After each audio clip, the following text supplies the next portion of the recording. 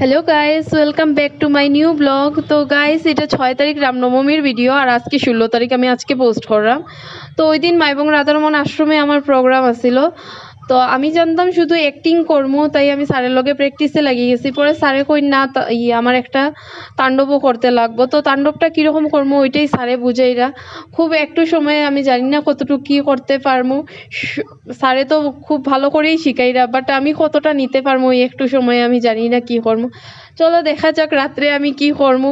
এখন ভীষণ নার্ভাস লাগে, ডর লাগে, আর মানে একটা আমি শিখতে পারবো কি না এই একটু সময়ে তাণ্ডবটা। তো দেখা যাক আমি রাত্রেবেলা প্রোগ্রামে কি করি।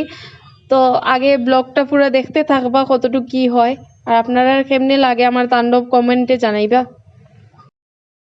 গাইস, আমি প্র্যাকটিস শেষ করিয়ে গেছি সাজগুজ করতে। তাণ্ডবের কি হইব জানি না, কিন্তু সাজগুজ তো একটু ভালো করিয়া করতে লাগে। তো আমারই সাজাইরাম লামডিংয়ের মেকআপ আর্টিস্ট শুভ স্যার। তাই খুব ভালো মেকআপ আর্টিস্ট, খুব ভালো সাজেন, আমার ভীষণ ভালো লাগে তান সাজানি। তারপর নৃত্যিকা ডান্স একাডেমির একজন বনু আমার চুল ক্রিম্পিং করিয়া দেয়। এইখানে সবাই সবাইরে হেল্প করে, সবাই সবার কাজ নিয়ে ভীষণ ব্যস্ত। একটু পরেই প্রোগ্রাম শুরু হইব। আর এই যে দেখতে পাররা আমার ডাকিনী যোগিনী বনু, যারা একটু পরে আমার লগে স্টেজে উঠবো, তারা প্র্যাকটিস করে।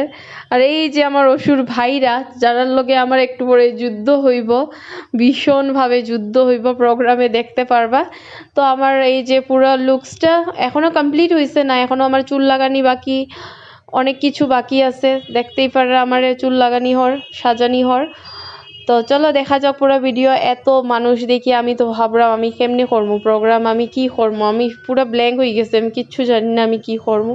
দেখা যাক কি হয়। গাইস, মা কালী রূপে আমার এন্ট্রি।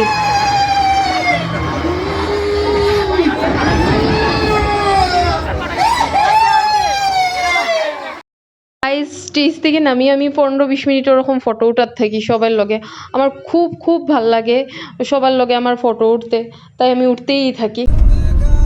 গাইজ দেখতেই পাররা 12:44 বাজে, আর আমি তখন যেতে আসলাম মাহুরে।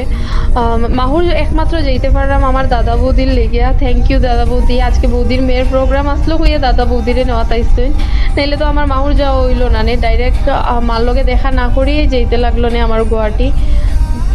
তো দাদা বৌদির কারণে আমি ঘরে যেতে পারছি, একটা রাত্র ঘরে থাকতে পারছি।